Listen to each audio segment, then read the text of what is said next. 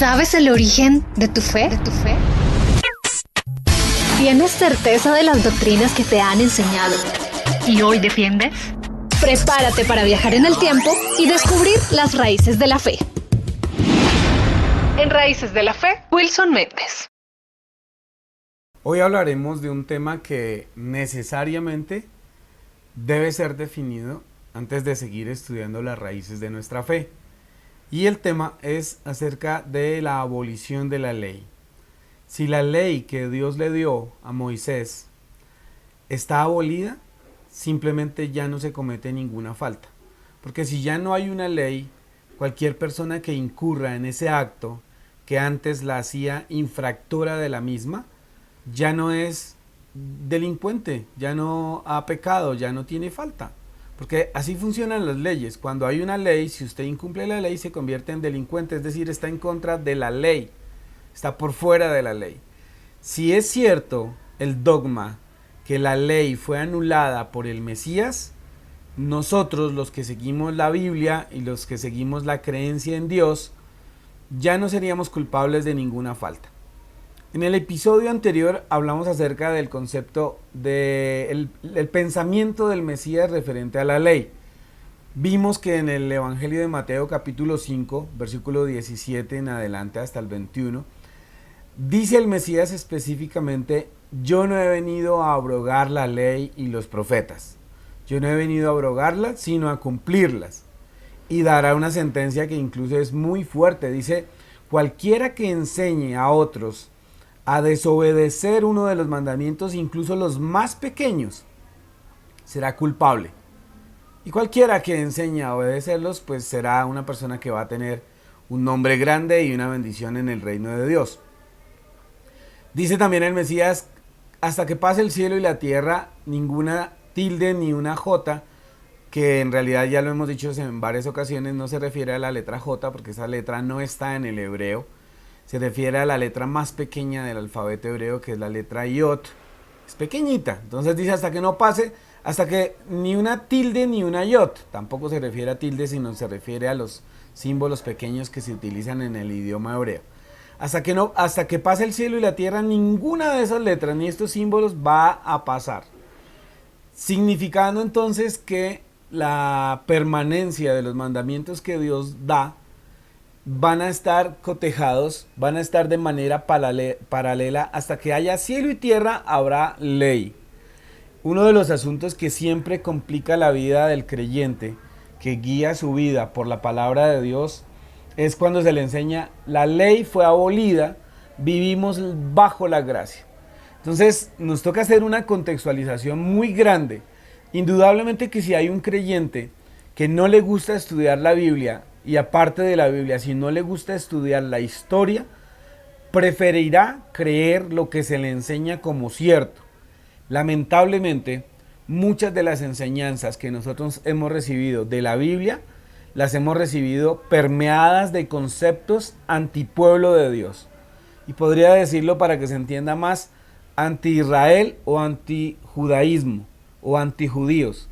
Sino que es decir muchas cosas en pequeñas frases. Entonces, por ejemplo, alguien podría pensar: nos toca convertirnos al judaísmo para estar alineados a la Biblia, y eso lo vamos a definir en un episodio posterior.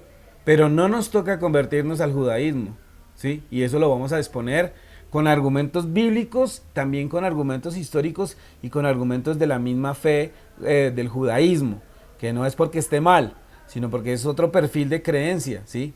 Aparte de la Biblia hay otros libros, y aparte de las creencias bíblicas y de los mandamientos bíblicos hay otros mandamientos. Por eso tendríamos que definir. Entonces, el Mesías estaba patrocinando una religión. El Mesías estaba diciendo: conviértase al judaísmo porque este es el único camino a Dios. No, indudablemente que no. Pero muchos conceptos que se han transmitido en la fe, principalmente en la fe cristiana, enseñan que si una persona quiere estar en el camino de Dios, debe negar la ley y debe estar en contra de la ley. Hoy en día incluso hay seminarios teológicos que enfatizan su creencia y todo el adoctrinamiento que hacen, porque difícilmente se ve hoy en día un instituto bíblico o un seminario teológico que no tenga un perfil religioso definido. Por eso alguien me preguntó estos días que quería estudiar teología, que iba a matricularse en un seminario bíblico, y le dije, la verdad, si quiere estudiar teología, mejor estudie en una universidad. Estudie en una universidad de teología. Y eso suena como para muchas personas eso sonará como a sacrilegio. Lo mejor de estudiar teología debe ser estudiar en el seminario o en la institución de mi organización religiosa.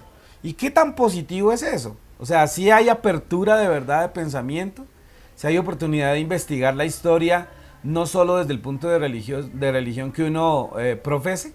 Por eso tiene que tener uno cuidado. Si lo que le han enseñado a uno es doctrina bíblica o lo que le han enseñado a uno son posturas teológicas de determinadas líneas de fe. Y en realidad ha sido eso. En realidad ha sido eso.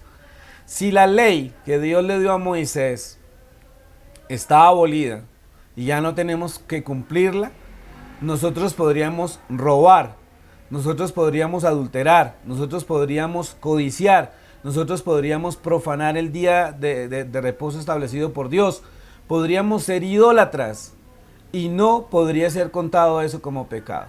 Si la ley está abolida por la gracia, ¿sí? Por la gracia, entonces quiere decir que nosotros podemos hacer lo que nos venga en gana y no ser culpables absolutamente de nada. Si la ley de Dios está abolida, nosotros podríamos practicar lo que el apóstol Pablo llama en la epístola a los Gálatas las obras de la carne. Porque si usted lee en Gálatas lo que Pablo llama las obras de la carne, todas esas conductas vendrían a estar aprobadas. Y lo voy a leer acá. Les he contado en varias ocasiones que yo tengo instalado en mi computador el programa que se llama Aceword, que es como la espada, que tiene varias versiones de la Biblia, me parece que es muy bueno. Sin embargo, hoy he traído una versión de la Biblia impresa, porque quiero hablar con ustedes de varios pasajes que voy a tener secuencia, entonces me parece que mejor lo vamos a manejar acá. Pero miremos Gálatas lo que Pablo está diciendo, ¿sí? En el capítulo 5 de Gálatas. Y Pablo dice en el capítulo 5, versículo 18, pero si sois guiados por el Espíritu, no estáis bajo la ley. Y entonces dice, versículo 19, evidentes son las obras de la carne, las cuales son fornicación. Eso está prohibido por Dios en la ley que Dios le dio a Moisés. Impureza, infinidad de citas bíblicas están en la ley que Dios le dio a Moisés. Lascivia tiene que ver con pensamientos en la parte sexual desordenados. Está escrito en los mandamientos de Moisés. Envidias, pues ni se diga. Borracheras, orgías, cosas semejantes a estas sobre las cuales os amonesto de antemano, como antes dije, que no, los que practican tales cosas no heredarán el reino de los cielos. Sin embargo, entonces ahí viene la pregunta. Si Pablo dijo en el 18, si sois guiados por el Espíritu no estáis bajo la ley, y luego va a hablar de las prohibiciones de la ley. Entonces viene la conjetura, al fin que, si no estamos bajo la ley es como si la ley fuera mala. Entonces dice, pero estas son las obras de la carne, o sea, esto es pecado, esto es transgresión, y las va a enumerar, y curiosamente esas obras que él enumera están prohibidas en la ley que Dios le dio a Moisés. Vean una cosa que es interesante, que de pronto muchos de ustedes ya han consultado, y que eso es bueno consultar, sí, eso es muy bueno consultar. Solo que a veces algunos prefieren consultar más en la internet que en la Biblia misma o con personas que estén estudiando. Pero bueno, hay personas que estudian y consultan, y se dice dentro del pensamiento de los judíos, de los sabios judíos y los intérpretes de la ley judía, que hay 613 mandamientos que componen la ley de Moisés. No es que estén enumerados así. Alguien podría decir 613 mandamientos, ¿por qué tantos? Sin embargo, hay que tener en cuenta algo, y es que hay mandamientos en diferentes líneas de la vida del ser humano. Hay mandamientos que tienen que ver con los rituales, con los mandamientos que tenían que ver con los sacrificios.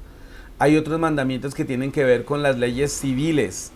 Recuérdese que el pueblo de Israel, cuando empezó a vivir en la tierra prometida, tenían un gobierno que se llama el gobierno teocrático, y es un gobierno en el que participa el ser humano, pero Dios es el que da las leyes. Entonces habían leyes en cuanto a los ritos, habían leyes en cuanto a leyes civiles, de no robar, de no transgredir la propiedad del otro, de no cobrar intereses, todas esas leyes están ahí. Habían otras leyes que eran las leyes higiénicas, y esas leyes tenían que ver con la purificación del cuerpo, ya fuera para la mujer por su periodo menstrual, o ya fuera para el hombre por flujo de semen indeseado, y ahí habían unas normas de purificación. También habían unas normas en cuanto a las leyes alimenticias, y entonces hay diferentes leyes. Algunos dicen son 613 mandamientos. Yo respeto ese concepto porque es una evaluación, pero sin embargo habría que evaluarlo a la luz de la escritura. Pero bueno, no nos importa cuántos son. Puede ser que sí sean los 613, que sean más o que sean menos. Hay muchos mandamientos que Dios estableció para su pueblo. Entonces, de estos 600 mandamientos, de esos 613 mandamientos, la comunidad religiosa judía, que está muy bien estructurada por niveles de sabios, estoy hablando de esto después del cautiverio babilónico, cuando ellos regresan de Babilonia, empiezan a establecer unas normas para la fe judía, para lo que se va a llamar judaísmo. Entonces, de estas leyes bíblicas, o de estas leyes que en ese momento se van a llamar solo la Torá, porque es lo que ellos tienen, la Torá, hay muchos profetas que han escrito. Entonces ellos regresan de Babilonia, empiezan a tomar las leyes que están escritas en la Torá. Recuérdese que la palabra Torá no traduce ley. La palabra Torá se puede entender como las instrucciones para llegar a algo, las instrucciones de verdad, las verdaderas instrucciones. Eso significa la palabra Torá. Entonces ellos tienen la Torá y tienen escritos de los profetas, de algunos. Llegan de Babilonia. Como ellos saben que han sido llevados a Babilonia, la casa de Judá, eso es uno de los episodios anteriores de Raíces de la Fe, fueron llevados cautivos a Babilonia. La casa de Israel, 10 tribus habían sido dispersas, y ellos saben que han sido castigados porque han infringido las leyes de Dios. Entonces ellos toman las leyes de la Torá y empiezan a ampliarlas, Entonces, por ejemplo, si en la escritura decía que no se podía trabajar el día de reposo, entonces se reúnen los sabios, y entonces dicen, ¿qué significa trabajo? Entonces vamos a clasificar trabajo. Entonces ellos dicen, por ejemplo, trabajo es llevar una carga, y ahora ellos se preguntan, ¿qué es catalogado como una carga? Entonces aquí ya hay dos interrogantes. ¿Qué es trabajo? Entonces dicen, trabajo es llevar, por ejemplo, una carga el día de reposo. Entonces dicen, ahora vamos a definir una carga. Entonces empiezan a definir una carga, y entonces ellos dicen, llevar comida de un lugar a otro es una carga. Entonces dicen, no es una carga. Y otros dicen, sí es una carga porque pesa, y yo estoy esforzándome. Y otros dicen, pero no es carga porque es comida. Entonces comienzan las discusiones. Algunos dicen, sí, llevar comida es una carga, pero ¿qué tanto peso es llevar una carga? Y empiezan a evaluar todo esto. ¿Cuál es la intención? La intención es buena. La intención es que no volvamos a transgredir los mandamientos de Dios para no ser castigados por incumplirlos, porque eso está escrito en el libro de Deuteronomio, ¿sí? 28 y 29. Si obedeces estos mandamientos, que dirá los 3 pasos de verdaderamente lo que es obedecer. Dice, si oyes los mandamientos, si los guardas y los pones por obras, estas bendiciones vendrán. O sea, ahí no pueden sacar de contexto ningún predicador. Se estaba refiriendo a las leyes dadas por Dios a Moisés. Si alguien utiliza ese versículo, esos capítulos, para hacerlos una predicación hoy, no puede estar pensando que la ley fue abolida. Si piensa que la ley fue abolida y utiliza los versículos para bendición, está torciendo las escrituras. Y es una pésima hermenéutica. Y es una pésima exégesis. No puede utilizar un contexto del mandamiento. Si obedece estos mandamientos, estas bendiciones vendrán. Luego dice que las leyes de Dios dadas a Moisés están abolidas. Y luego dice que por obedecer la Biblia en general hay bendición. No es una correcta interpretación de la escritura. Y lo podemos discutir con la persona que quiera. No es una correcta interpretación. Sin embargo, ahí están los mandamientos. Y continúo con lo que ha pasado, por qué se legisló tanto. Entonces, empezaron a definir qué era trabajo, qué era carga, qué trabajo era permitido, cuál no. Llegan otra vez a otra pregunta. Escribir en el día de reposo está permitido o escribir es un trabajo. Y empiezan a hacer leyes, y empiezan a hacer leyes. Entonces llegan a un momento en que dicen, si una persona cose, si una persona es costurera o costurero, no sé si habrían costureros en ese tiempo. Pensemos que sí. Lleva en su ropa de trabajo, de casualidad se lleva una aguja prendida en su saco, en su ropa, y la transporta tantos kilómetros, tantos metros, 1 kilómetro y 100 metros, era lo que era permitido caminar por leyes evaluadas de las leyes de Moisés, se sacó esa determinación. No se puede caminar, es lo que la Biblia llama un día de reposo, caminarlo de un día de reposo, es 1 kilómetro y 100 metros más o menos. Entonces si a alguien se le fue prendida la aguja en su ropa y caminó más de 1100 metros con ella, trabajó, hizo que la aguja se moviera.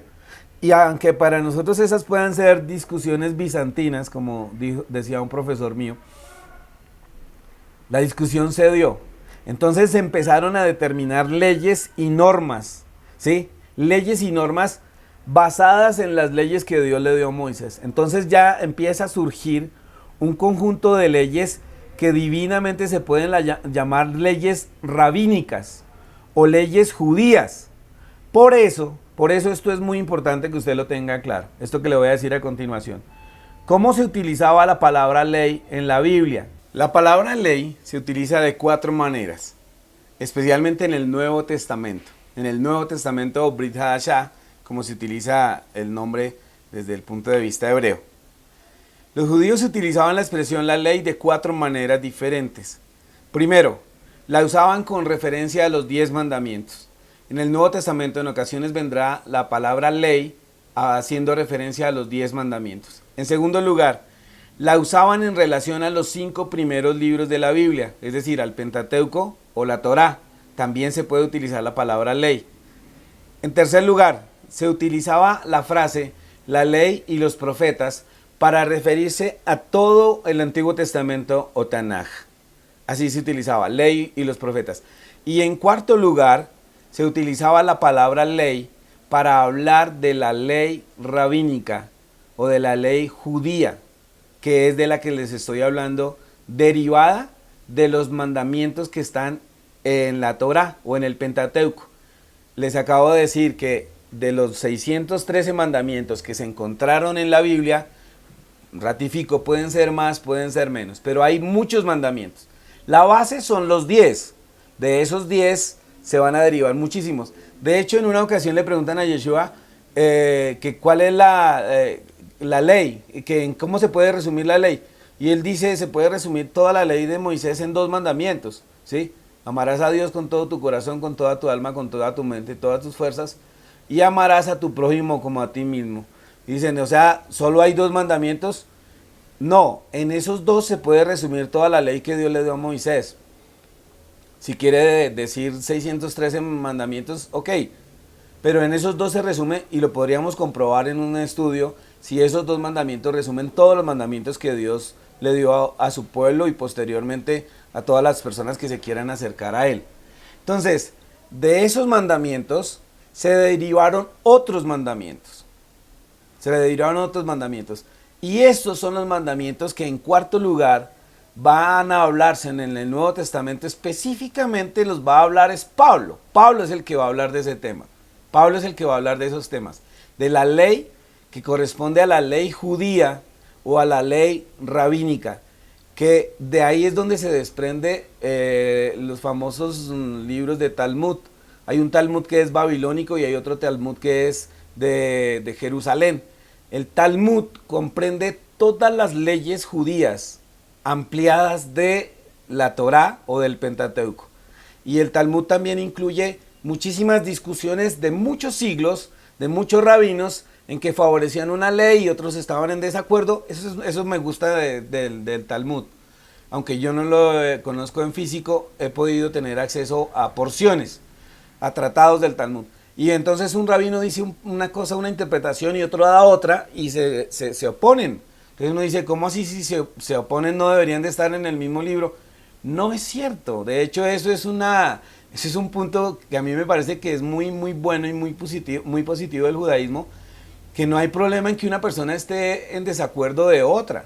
Incluso así pueden convivir, pero no se matan ni se van a dejar de ser amigos ni se van a convertir en enemigos. Eso sí ocurre en nuestro continente y especialmente en Latinoamérica. Si usted piensa diferente de una interpretación bíblica, inmediatamente es tachado de hereje o de falso profeta o que no es sana doctrina.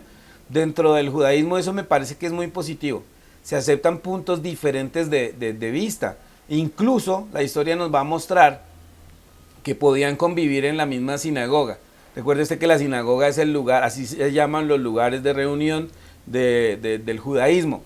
Y podían convivir incluso saduceos y fariseos. Eso lo vemos en el Nuevo Testamento en los evangelios. Y a la luz de la historia usted también lo puede comprobar. Y los saduceos y los fariseos tienen puntos de vista, por ejemplo, en cuanto a la resurrección. Y aún así, eso lo puede estudiar usted en el libro de los Hechos. Aún así, pueden convivir en el mismo recinto y tratarse como hermanos. Pero el lío acá es si Pablo, en algunas ocasiones en sus escritos, pareciera que rechaza mucho y se opone a la ley, ¿a cuál de estas leyes se refiere Pablo? O en ocasiones se refiere a las 4, sino que será que por tener una traducción limitada, siempre hemos pensado que se refiere a las leyes de Moisés. Y exactamente eso es lo que nos ha ocurrido a nosotros. Eso es lo que nos ha ocurrido a nosotros. Siempre que vemos que Pablo habla algo de que la gracia está sobre la ley, nunca viene la pregunta ¿a cuál ley se refiere? Nunca viene el razonamiento de decir, si Dios fue el que dio esa ley, ¿por qué Pablo se opone a esas leyes? No lo viene. Generalmente uno lo acepta y convive con eso. Pero hay un punto que es más importante. Más importante que tener definido cuál es el pensamiento de Pablo en relación a las leyes que Dios dio a través de Moisés. Más importante es cuáles fueron los conceptos que Dios dio a la humanidad para obtener la salvación. Dios enseñó a través de sus profetas, a través de sus sabios, de sus escritores mismos en la Biblia, que para recibir la salvación es necesario hacer cosas, obrar, que nos salvamos por medio de lo que hacemos. No, ese no es un concepto bíblico. Y es un concepto que no está en el Antiguo Testamento. Y eso es una interpretación errónea. Y de hecho a veces hay personas que interpretan esto con el ánimo de rechazar al pueblo judío. El otro día leí una noticia que me causó un poco de impresión. Un pastor cristiano protestante en Brasil se unió con toda su congregación para orar para que Dios mandara otro holocausto al pueblo judío. Y se reúnen para maldecir al pueblo judío. El pensamiento de rechazar al pueblo judío nace en el concepto de la Iglesia Católica, que fueron los judíos los que mataron a Yeshua, a Jesús. ¿Sí? Lo llaman el dioicidio, o sea que mataron a Dios. Y si usted busca eso en la Escritura y a la luz de la historia, eso no es verdad. El pueblo judío, en el tiempo en el que muere el Mesías, ya no tenía la facultad para dictaminar pena de muerte sobre alguien. Se le había quitado 1 o 2 siglos antes de que viniera el Mesías, porque el Imperio Romano les había permitido a los judíos seguir sus leyes, y en las leyes habían sentencias que determinadas personas, determinados delincuentes, podían recibir la pena capital, pero luego Roma les quitó ese poder. Los únicos autorizados para dictaminar la muerte sobre alguien era el Imperio Romano. Sí es cierto que en el tiempo del Mesías la mafia judía y la mafia religiosa, más que todo la mafia religiosa, no tanto la mafia judía, me equivoco en ese término, la mafia religiosa que estaba dentro del sacerdocio, ¿sí? Y usted lo lee en los evangelios y lo sabe a la luz de la historia. Ananías, el sumo sacerdote en el tiempo de Pablo, trabajaba para el Imperio Romano. La historia dice que llega un momento en que el Imperio Romano se apodera hasta de las vestiduras sacerdotales y las guardan ellos, y cuando hay una fiesta, como por decir algo, el día del perdón, el Yom Kippur, le prestaban al sumo sacerdote sus ropas especiales, las usaba y luego iba y las entregaba, ¿sí? Y las entregaba. Entonces él trabajaba era para el imperio. Entonces cierta mafia religiosa que que eso siempre ha existido en todos los tiempos, manipuló para que la muerte del Mesías se diera. Ahora, aquí hay una cosa que tenemos que tener sensatez sin decir, si el Mesías no hubiera muerto, pues nosotros no hubiéramos obtenido la salvación que nuestro Padre Celestial nos prometió. Pero en la Biblia no está el concepto de que usted se puede salvar por las cosas que haga. En la Biblia está el concepto que la salvación Dios la regaló y utilizó un pueblo como recipiente para esa salvación, y fue el pueblo de Israel, el pueblo judío.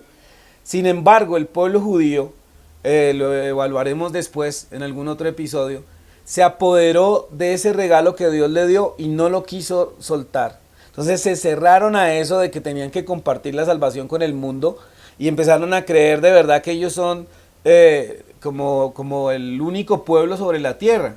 Y ese concepto hay que evaluarlo a la luz de la Escritura. Si Dios los escogió para separar a los demás o los escogió como canal para la salvación. Y la Biblia comprueba que los escogió fue como canal para la salvación. Sin embargo, desde un tiempo para acá ellos lo malinterpretaron y creyeron era que Dios los había escogido como el hijo preferido de la casa. Y eso sería fatal para la humanidad, porque entonces Dios discriminando al resto de la humanidad, y eso no se puede comprobar a la luz de la Escritura. Eso no se puede comprobar a la luz de la Escritura. Entonces, ¿cuál es la lucha de Pablo en concepto gracia y en concepto ley? Primero, Pablo no se opone a la ley que Dios le dio a través de Moisés al pueblo y luego al mundo. Pablo se opone a leyes judías, a leyes rabínicas que maltratan al ser humano y que no están dentro del plano de Dios. ¿Sí? Y eso lo vamos a ver, eso lo tenemos que comprobar. Eso no es que yo se lo estoy diciendo y usted lo tiene que creer, no. Vamos a tener que comprobarlo. Y el concepto de la gracia siempre ha estado en toda la historia de la humanidad. Dios nunca nos ha dado lo que verdaderamente nos merecemos.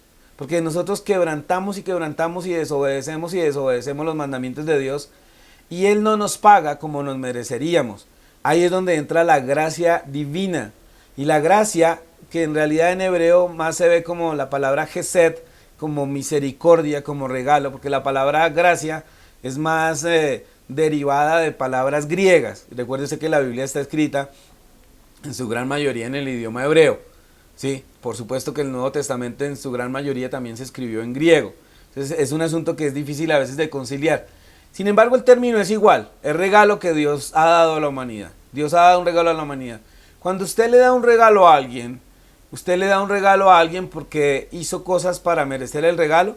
Si esa persona hizo cosas para merecer el regalo, ya no es un regalo, es un pago. Es un pago o es una recompensa. Pero la Biblia habla de que es un regalo.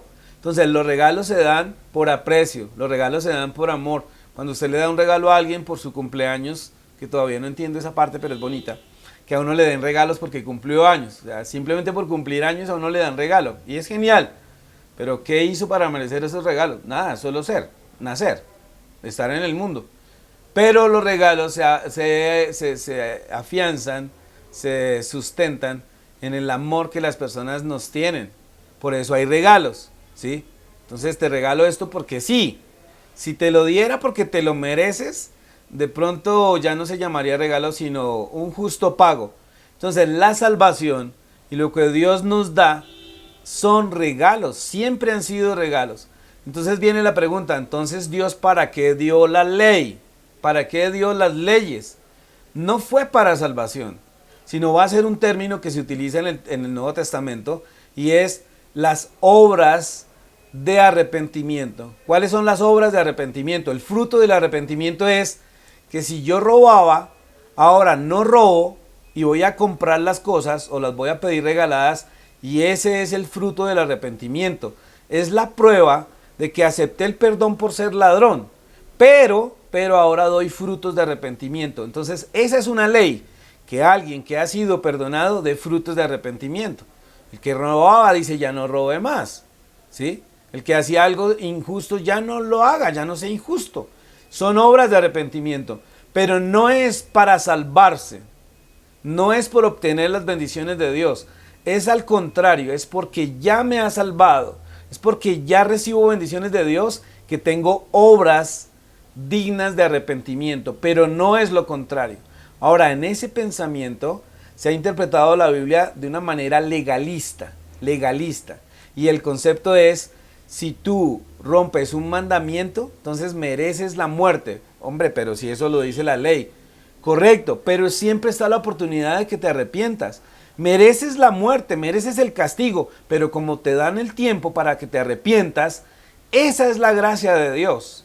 Esa es la gracia de Dios, que no te paga a Dios como de inmediato te mereces, sino que te da una oportunidad de decir, bueno, te voy a dar una oportunidad para que te arrepientas. Eso es lo que va a pasar con la Escritura. Eso va a pasar con la Escritura. Pero bueno, ahora, ¿de qué manera podremos comprobar si es Pablo el que se opone a la gracia divina? Si es Pablo el que se opone a lo que el Mesías dijo. ¿Sí es verdad que Pablo se opone a la gracia divina, a la ley divina? No es verdad. Son cuestiones de interpretación y de malas interpretaciones. ¿Cómo tenemos que comenzar nosotros para estudiar el pensamiento de Pablo? Porque esta es una de las cosas que más afectan a los creyentes. Las interpretaciones de la Biblia, tomando un versículo de acá, otro de acá, otro de acá, antiguo, nuevo, tomando los versículos sin contemplar quién los escribe, en qué momento los escribe y por qué los escribe. Se toman versículos, lo que se llama fuera de contexto. Dentro del estudio bíblico eso se llama iexégesis, no exégesis, iexégesis. Iexégesis es hacer decir a la Biblia lo que no dice. Iexégesis es mirar qué dice la Biblia, entender qué dice la Biblia, interpretado en un contexto histórico, ¿sí? En un contexto cultural y en un contexto religioso. Ese es exégesis. Y lo que más hay hoy en día en referencia a este tema de la ley y la gracia es iexégesis, hacer decir a la Biblia algo que la Biblia no dice. ¿Cómo se hace eso? Torciendo la interpretación, con una mala hermenéutica, y es tomando versículos fuera de contexto y encaminándolos en una línea de enseñanza. ¿Qué creyente hoy en día está dispuesto a que escuche una enseñanza, una predicación, y primero toma notas? Son muy raros los creyentes que toman notas. Ahora, yo sé que hay iglesias en las que todo el mundo toma notas. Eso me parece una cosa espectacular, muy bueno. También sé que hay iglesias, congregaciones, comunidades que se creen que saben más que el pastor o que el líder, porque recitan el Salmo 23 en versión moderna que dice: el internet es mi pastor, nada me faltará. Entonces hay gente que ni notas toma. Pero todo creyente debería tomar notas de lo que está recibiendo como enseñanza, o después de que tenga la enseñanza, conseguir el video, conseguir el audio y estudiarlo y mirar si todo lo que le enseñaron está a la luz de la Escritura, del sentido común, de un razonamiento lógico y sano, y uno poder decir esto es verdad, o poder decir esta cita me la enseñaron de una manera pero no tiene nada que ver en el contexto en el que se dio. Porque sacando citas del contexto se hace decir a la Biblia lo que no dice. Entonces, de Pablo se toman citas cuando le escribió a los romanos. ¿Y quiénes eran los romanos? ¿Sí? De Pablo se toman citas cuando escribió a Éfeso, cuando escribió a la provincia de Galacia, cuando escribió a Filipos, cuando escribió a los de Tesalónica. Y cada una de esas comunidades estaban atendiendo problemas muy diferentes. Algunos eran problemas comunes, eso es verdad, pero estaban en contextos culturales, estaban en contextos históricos diferentes. Y se toman citas bíblicas como si fuera un solo discurso de Pablo. Le hago un ejemplo.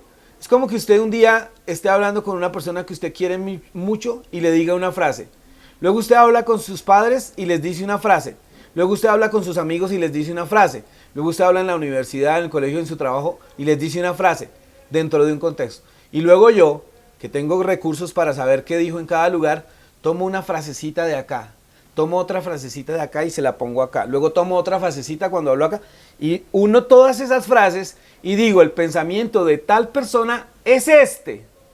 Y empiezo a hablar como si todo lo que dijo lo hubiera dicho el mismo día y bajo una misma problemática. Y no ocurre así. Por eso es que hay malas interpretaciones de lo que dice Pablo en sus epístolas. De hecho, el mismo apóstol Pedro dirá, muchas de las cosas que dice Pablo son difíciles de entender. Y dice, las cuales los indoctos e ignorantes tuercen para su propia conveniencia. O sea que en el tiempo de Pablo y de Pedro ya tomaban las enseñanzas de Pablo y las torcían para su propia conveniencia.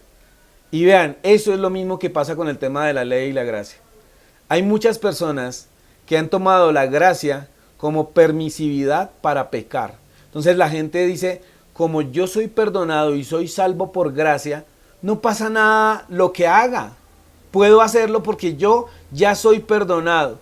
Incluso hay personas que enseñan y dicen, vean, usted no alcanza a pecar hoy para saber que ya ha sido perdonado por Dios.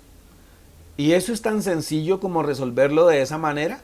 ¿O usted tiene que tener un tiempo de arrepentimiento, de hacer que su corazón y su mente reflexionen de por qué falló y luego tomar la determinación de corregirlo? El perdón ya lo obtiene, pero usted tiene que dar muestras de que su arrepentimiento fue genuino.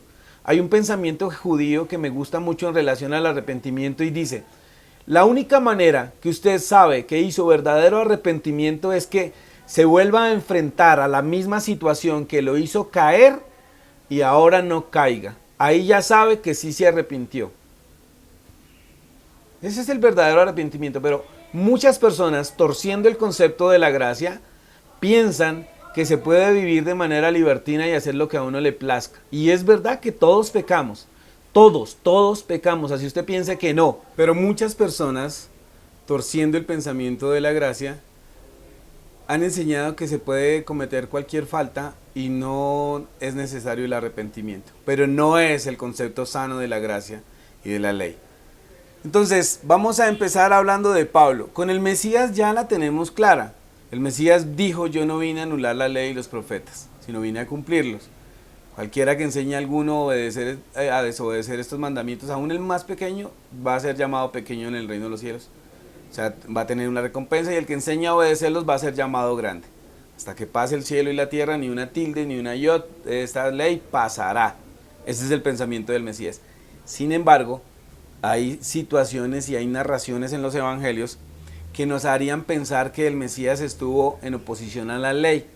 Por ejemplo, a veces pareciera que él se opone a la obediencia del día de reposo.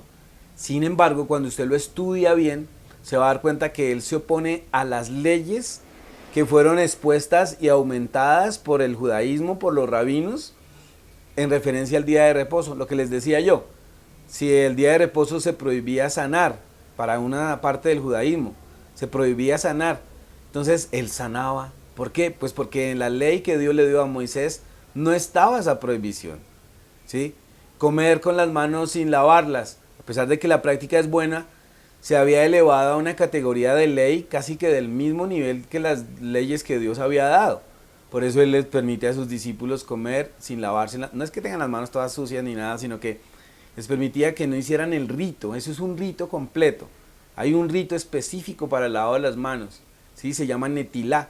Entonces se toma una jarrita con agua 3 veces acá y se hace otra cosa, que no voy a juzgar ni a evaluar nada de eso. Porque ninguna ley que el pueblo judío ha dado no ha tenido base en las leyes que Dios dio a Moisés. Sin embargo, esas leyes llegaron a convertirse en un momento en carga y en yugo para el pueblo de Israel. Vean que acá les voy a dejar una pregunta expuesta y de pronto las podemos estudiar. ¿El Mesías tenía una religión?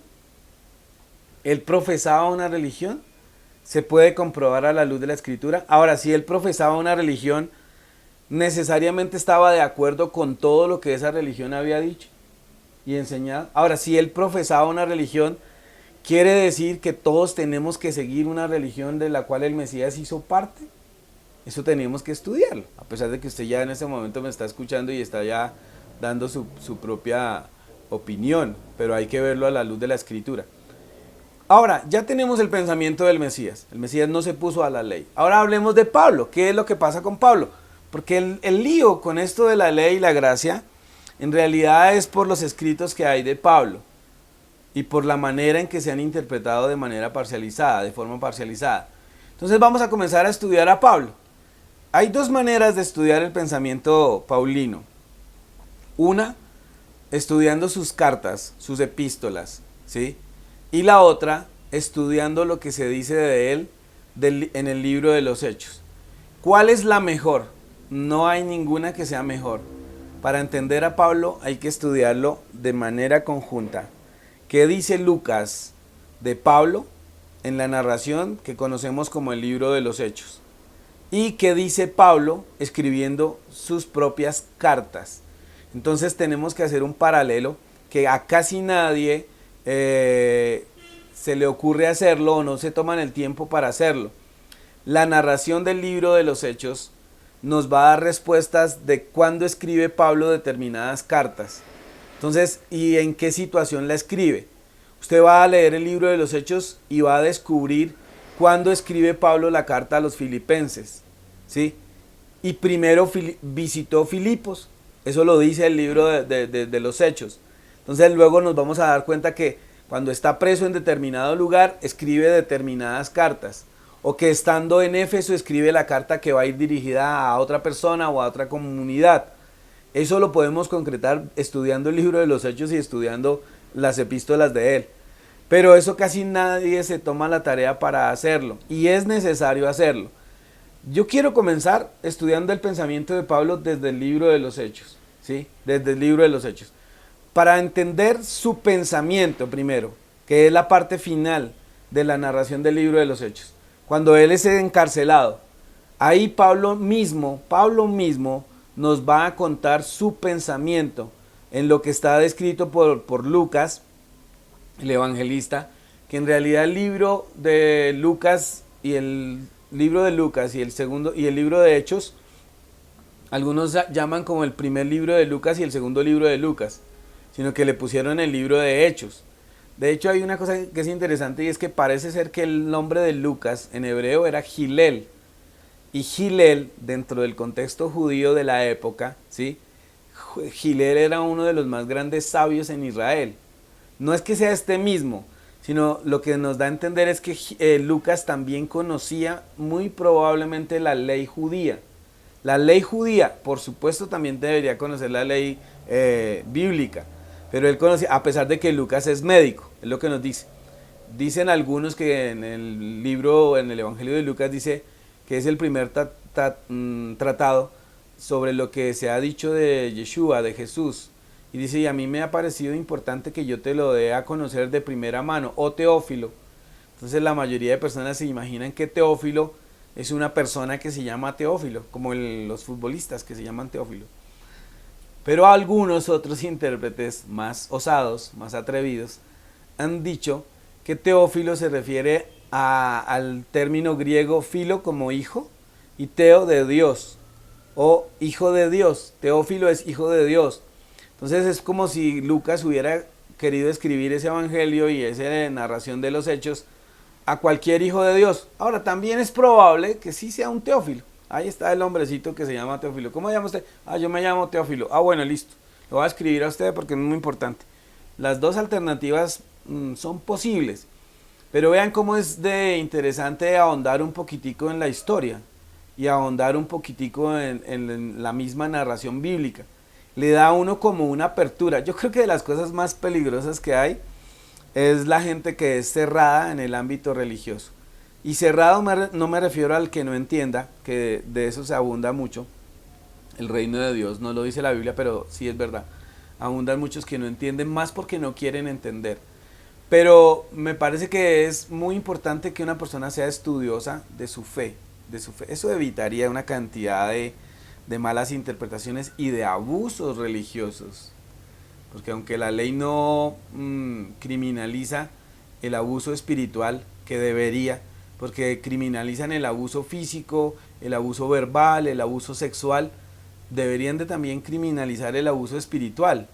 Y el abuso espiritual es cuando a un creyente de cualquier fe se le manipula y se le explota y se le maltrata y se le quita su libertad. Porque hay conceptos religiosos manipulados que le quitan la libertad a los creyentes. ¿Sí? A mí una vez alguien me preguntó que por qué nosotros les conté la vez pasada que la comunidad que yo presido, nosotros guardamos el día de reposo, ¿sí? Algún día les contaré cómo. Pero nosotros iniciamos con una cena muy bonita y en esa cena hay una copa de vino, ¿sí?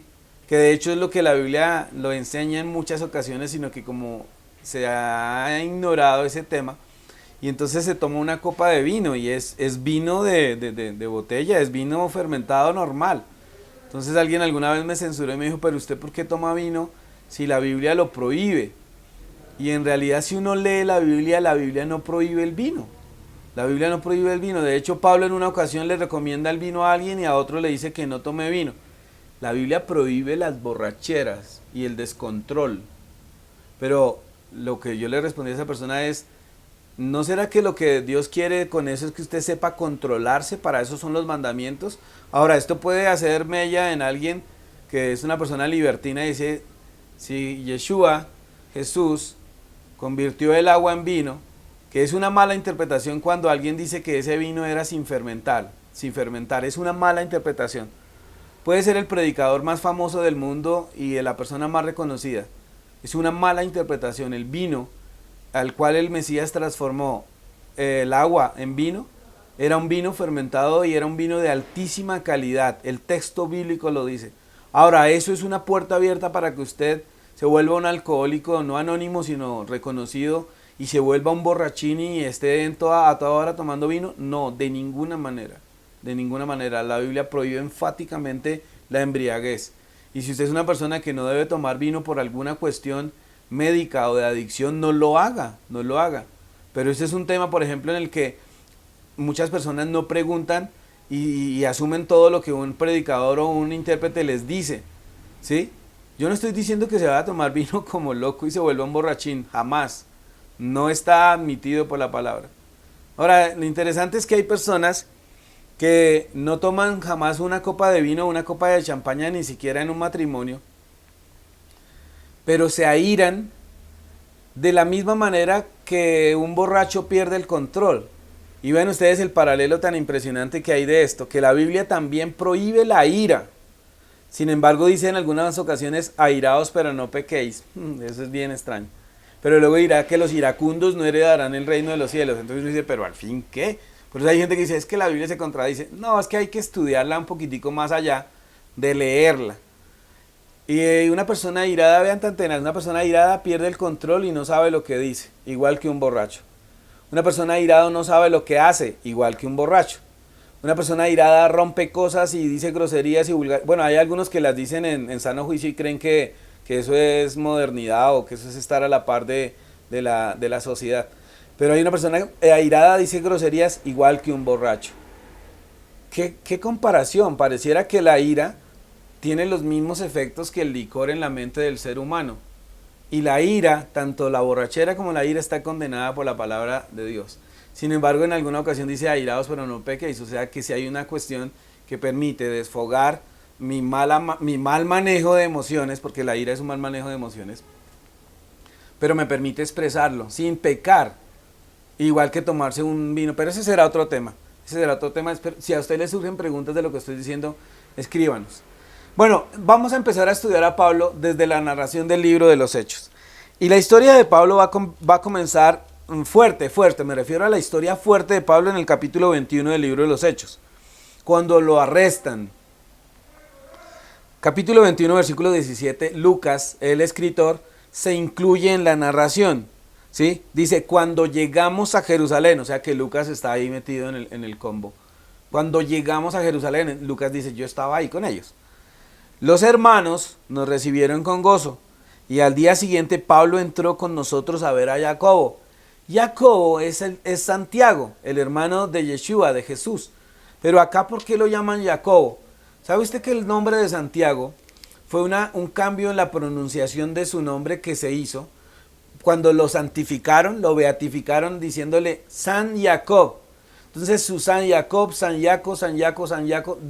llegó a la pronunciación de Santiago, ya no San Jacob, porque en hebreo Jacob se dice Jacob, ¿sí? Bueno, es una de las pronunciaciones, San Jacob. Entonces era un santo judío, pero santificado y beatificado del contexto romano. Ese revuelto está raro. Eso es como decir que Pedro fue un papa. Pedro, un judío recalcitrante que era de la tribu, del movimiento de los celotes, luego lo nombraron papa y él ni supo cómo. Pero esas son las cosas que hace la religión y la política mezcladas. San Jacob resultó luego en Santiago. Entonces este Jacob es el hermano de Yeshua que escribió la Carta Universal. Entonces escribe y dice: pero entró con nosotros a ver a Jacob, Pablo, y se hallaban reunidos todos los ancianos, a los cuales después de haberles saludado, les contó ¿quién? Pablo. Una por una las cosas que Dios había hecho entre los gentiles por su ministerio.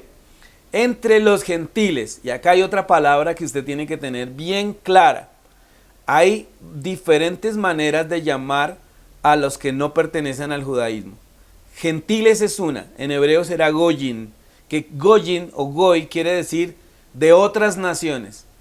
El judaísmo elevó ese término casi que a un término peyorativo. Ser gentil es casi como ser, de hecho algunos escritores dirán que somos iguales que los animales. El que es gentil, el que no nació de sangre judía, es como un animal. Y eso no es bíblico, eso es de la religión, no de toda la religión, de un sector del judaísmo. Entonces los goyin, el goy, el gentil, tenía dos connotaciones. Uno, era para el que no era judío, el que no había nacido en una familia judía. Y dos, para el que había nacido judío, pero se había asimilado a prácticas de otros pueblos. También se le llamaba gentil. ¿Recuerdan cuando hablamos de la casa de Israel? Que el Mesías dijo: yo vine a salvar primero a la casa de Israel. La casa de Israel se consideraban gentiles. Los samaritanos se consideraban gentiles. Así fueran mezcla entre judíos y de otras personas de otras naciones. Los llamaban gentiles, aún siendo descendientes de judíos. Entonces dice acá que Pablo empezó a contar las maravillas que Dios había hecho entre los gentiles. Cuando lo oyeron, glorificaron a Dios y le dijeron: ya ves, hermanos, cuántos millares de judíos hay que han creído. ¿Creído en qué? ¿No se supone que ya tienen una religión organizada? Creído en el Mesías, en que Yeshua, Jesús, sí es el Mesías prometido a Israel. Cosa que muchos han dejado de creer por irse tras de la religión judía, que Yeshua o Jesús es el Mesías prometido. Entonces dice acá: ya ven nada más cuántos millares, por supuesto eso es una hipérbole, millares, no es cierto, son unos cientos de judíos hay que han creído, y todos son celosos por la ley. O sea, han creído en Yeshua, pero son celosos por la ley. ¿Qué es ser celosos por la ley y cuál ley? ¿Sí? La escena sigue en que le dicen a Pablo: Pablo, muchos nos han dicho que tú estás negando la ley y las tradiciones de nuestro pueblo. Acá hay con nosotros 4 hombres que van a hacer un rito que se llama el nazareato, convertirse en nazareos. Eso está en el libro de Números capítulo 6, versículo 13 al 20. Dice: ellos van a hacer el voto de nazareos. ¿Por qué no lo haces tú también, para que la gente se dé cuenta que tú no estás negando la ley y que tú no estás negando las costumbres de nuestro pueblo?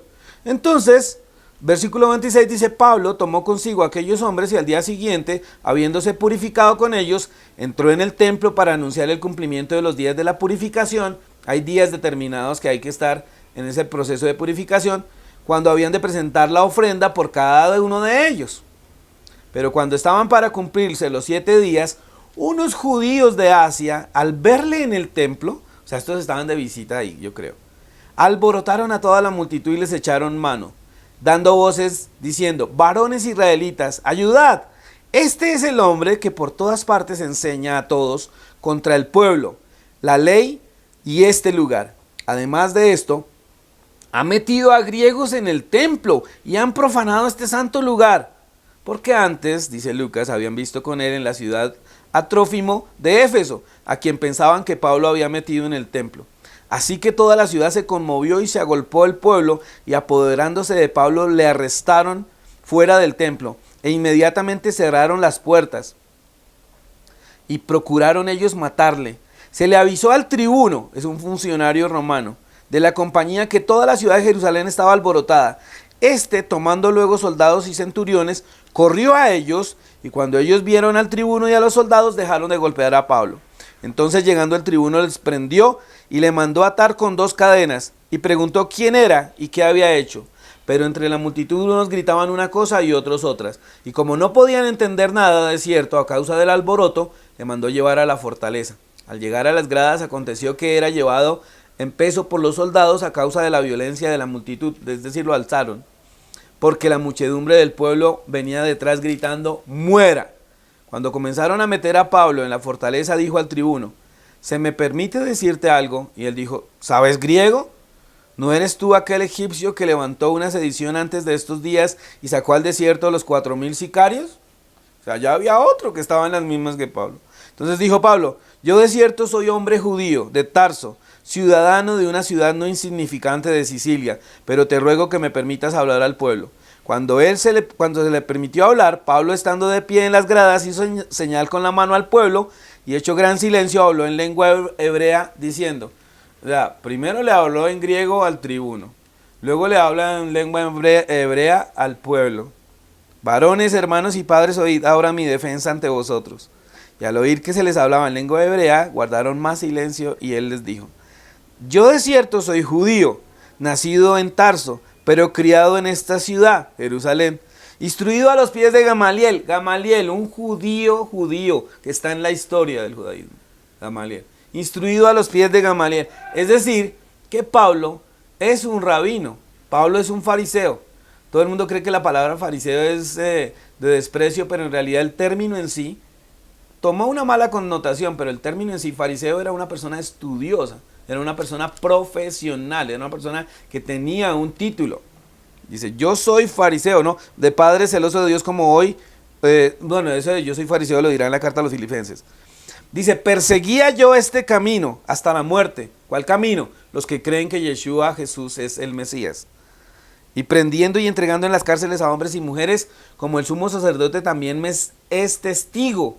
Y todos los ancianos de quienes también recibí cartas para los hermanos, fui a Damasco para traer presos a Jerusalén, también a los que estuviesen allí para que fuesen castigados.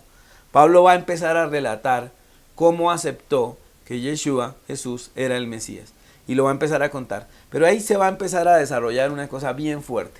Lo van a llevar luego a un tribunal romano y lo van a juzgar y él dice, ustedes permiten que a un ciudadano romano lo maltraten. Y luego el funcionario dice, ¿cómo así? ¿Usted es romano? ¿Luego no es judío? Y dice, sí, pero es que yo tengo la ciudadanía romana de nacimiento. O sea, él es romano donde nació, pero él es judío de sangre, que eso se utiliza dentro del pueblo judío. Una persona puede nacer en Colombia, en Argentina, en México, en Estados Unidos, y es de nacimiento de esa nación, pero de línea genealógica judío. Pablo está sacando provecho de todo lo que sabe. Lo van a acusar de que él enseñó contra la ley, pero vean frases que hoy no las voy a estudiar porque se nos acabó el tiempo, pero Pablo va a decir estas frases como la siguiente. Versículo 14 del 24. Pero esto te confieso, que según el camino que ellos llaman herejía, así sirvo al Dios de mis padres, creyendo todas las cosas que en la ley y en los profetas están escritos. Pablo está diciendo esto delante de un funcionario. Se me acusa de quebrar la ley, pero yo he creído y enseñado todas las cosas que en la ley y en los profetas están escritas.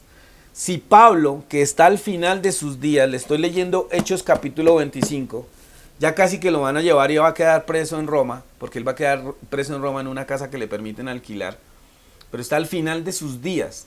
Y él dice, yo nunca me he opuesto a la ley ni a los profetas. Les dije que esa era una manera en que se hablaba de todo lo que conocemos como Tanaj o Antiguo Testamento.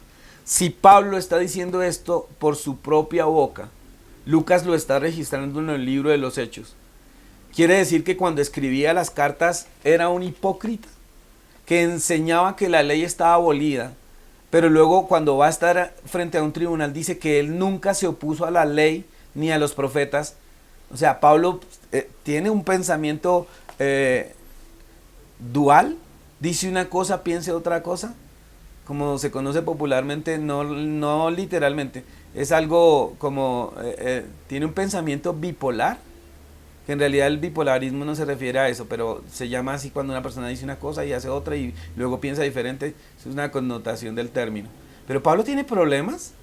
En sus cartas enseñó que la ley tocaba hacerla a un lado pero acá está testificando que nunca se opuso a la ley, ni siquiera a las costumbres, porque ya cuando está a punto de morir, Pablo ya está en Roma. Vuelvo y le digo, esto lo voy a tratar en el episodio siguiente con más detenimiento, porque es muy bueno, es súper encantador esta historia.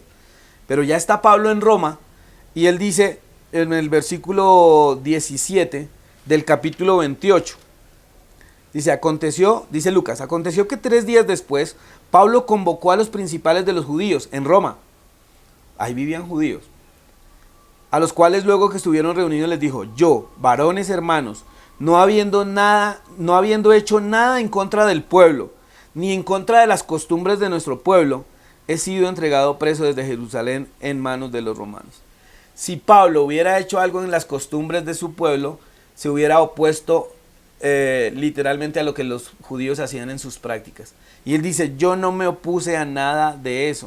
O sea, entonces estaría mintiendo Pablo, y yo no lo creo. En este episodio hemos aclarado muchas cosas en referencia al término ley, en referencia al término gracia, en referencia a los escritos del Nuevo Testamento. Pero hemos empezado a ver algo. La ley nunca puede haber sido abolida, porque eso permitiría que cualquier persona haga lo que quiera. Porque eso sería tanto como que, vean, en una calle que es muy transitada, haya un letrero de prohibido parquear, y alguien llegue y parquee y lo multen. Luego quitan el letrero de prohibido parquear y usted se parquee y vengan y le impongan una multa. Si ya no está el letrero de prohibido parquear, usted puede parquear ahí. Si la ley está abolida, usted puede hacer lo que la ley antes prohibía. Lo que pasa, y sigo con el ejemplo, es lo siguiente, que hay calles que son muy concurridas, entonces no se puede parquear porque usted obstaculiza el tránsito de los vehículos. Pero resulta que esa calle ya no es tan transcurrida porque abrieron otra calle más amplia cerca, entonces esta calle quedó como una calle normal. Entonces quitan ese letrero y ya usted puede parquear. No es porque la ley se haya abolido, es porque esa calle ya no tiene la función que tiene la más grande. La reemplazó, pero no es porque la ley haya sido mala, es porque las circunstancias ya no implican que es necesario que usted parquee o no parquee ahí en ese lugar. Ya eso es intrascendente, pero no es porque se haya anulado la ley, ya es porque ya hay otra cosa. Pero mientras que estaba la ley, ahí era necesaria, ¿sí? Entonces usted dice, ahora que en esta calle grande, ahora sí puedo parquearme. No, antes la ley se la van a llevar allá también, por las circunstancias. Pero en esa calle usted puede ya parquearse. Es muchas cosas lo que pasan similares a las leyes de los sacrificios. En el tiempo de que no había venido el Mesías y había templo, los sacrificios se seguían dando. Tenían un fin. En realidad son las ofrendas. ¿Sí? La palabra es korbanot, sino que se ha traducido sacrificio. Eran necesarios. Ya no hay templo, ya está el Mesías. No quiere decir que esa ley se anuló, sino que esa ley ya no tiene vigencia, que es diferente a satanizar las leyes como las han satanizado. Yo no tengo ningún sentimiento acá para beneficiarme de lo que yo comparto en Raíces de la Fe. Pero sí me gusta algo de la fe, y es que la fe tiene que ser entendible, y es que la fe tiene que ser feliz. Debemos tener una fe feliz, es decir, una fe que nos dé satisfacción. No estoy diciendo que no van a venir pruebas, yo no soy de los que predican y enseñan que no vamos a tener pruebas y eso es mentira. Pero la fe tiene que hacernos a nosotros feliz. La fe no tiene que ser una carga, un peso. Y si Dios nos dio unas leyes para amargarnos la vida, primero hay que comprobarlo, y segundo, vendría la pregunta, ¿qué clase de Dios eres, Señor?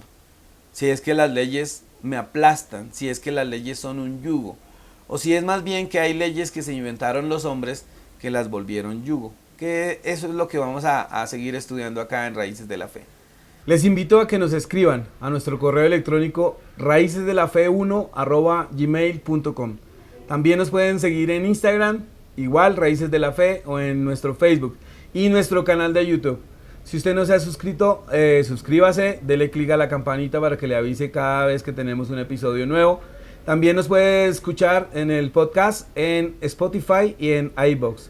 Si a usted le gusta el programa, por favor respáldenos, síganos. Le damos gracias a todos los que nos han apoyado, a los que están al tanto siempre de un episodio nuevo. Para el próximo mes vamos a tener una gran sorpresa para todos los que les gusta estudiar la palabra y los que les gusta entender la palabra un poco más profunda de lo que tradicionalmente uno está acostumbrado a escucharlo. Mil bendiciones a todos. Nuestro Padre Celestial sea bendiciendo cada uno de nuestros seguidores. ¿Sabes el origen de tu fe? ¿Tienes certeza de las doctrinas que te han enseñado y hoy defiendes? Prepárate para viajar en el tiempo y descubrir las raíces de la fe. En Raíces de la Fe, Wilson Méndez.